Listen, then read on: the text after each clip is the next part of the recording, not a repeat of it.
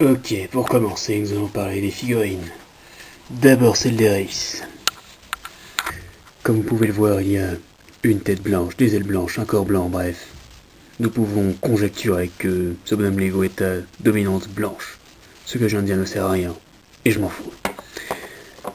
Alors les ailes sont bien réussies, la tête est bien réussie, l'arme est bien réussie. C'est du bon travail, je pense. Ah oui, le corps est très détaillé, même si pour vous, ça c'est très flou. Et puis les petites mains jaunes là, je trouve que c'est une très bonne idée parce que ça fait genre, elle a des serres. Et ça change la vie. Passons maintenant à la figurine de Raptor. Alors je ne ferai pas la moindre blague sur Raptor Jésus. Ceux qui ont regardé SLG l'auront compris, les autres. Allez regarder SLG, c'est un ordre. Donc sur cette figurine vous avez des ailes de chauve-souris qui sont bien, une tête de chauve-souris qui est un peu space à mon avis, comme toutes les autres têtes de chauve-souris Legoshima, mais ça c'est mon point de vue. Mais sur celle-là, il y a des petites décorations chromées qui brillent à la lumière, et ça, c'est bien.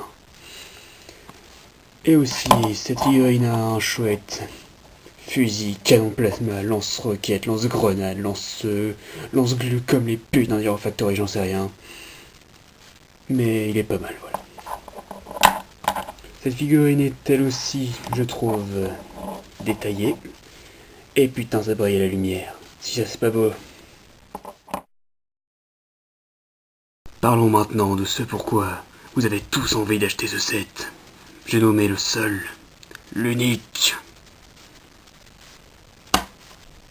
Buisson. Ou peut-être que c'est un arbuste, j'en sais rien.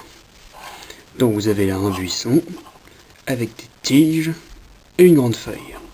Les couleurs sont dans le vert et le marron, pour que ça fasse naturel dans un monde où tout est en forme de polygone, bordel de merde. À l'intérieur, vous avez un cristal bleu. Au plus profond de son cœur, c'est pas mignon.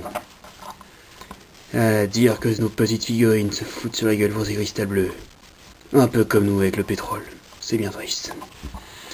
Donc, comme vous pouvez le voir, ça peut se baisser et se relever. Se baisser, se relever. Ça s'en va et ça revient. Ok, j'arrête.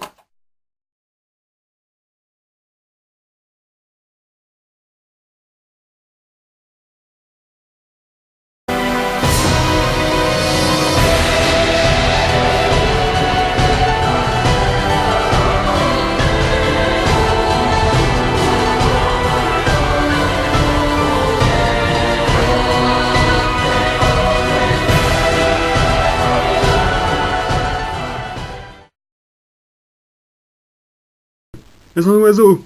Un avion. Superman. Non, c'est pire que ça. C'est un putain d'avion.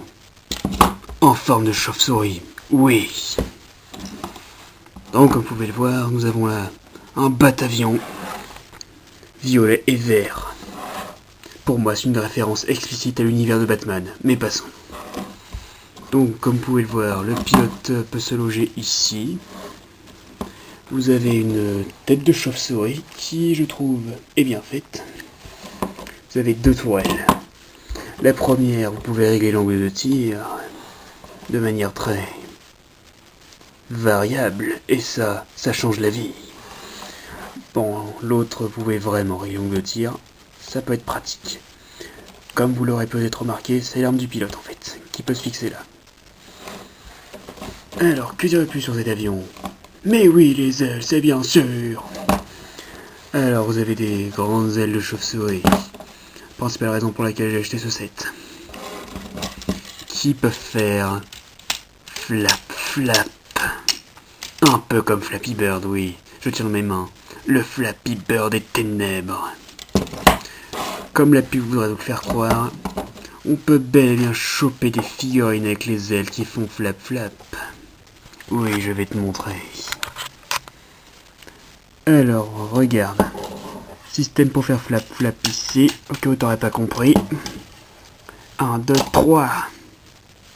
Et voilà. Un putain de bat-avion invaincu. Un putain d'aigle. Si c'est pas beau ça.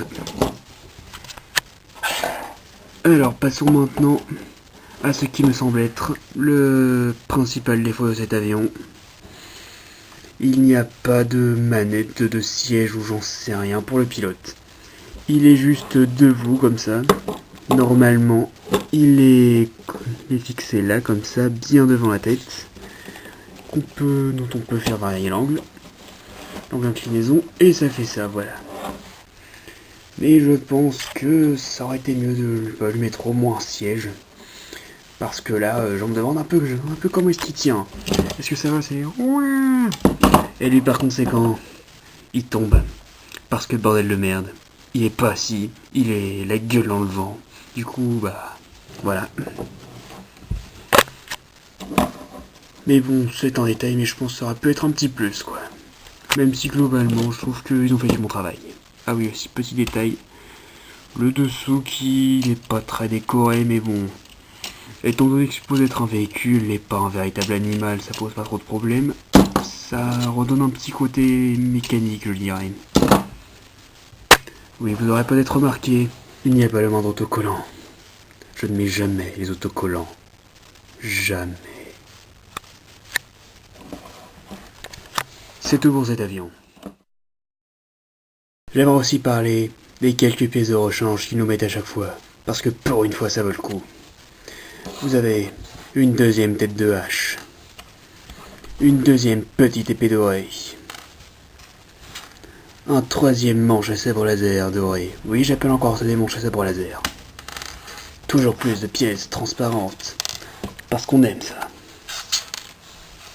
Bon, le reste... bref. Et puis, parce que vous n'avez que ça à foutre, vous pouvez combiner les trois pour faire en exclusivité mondiale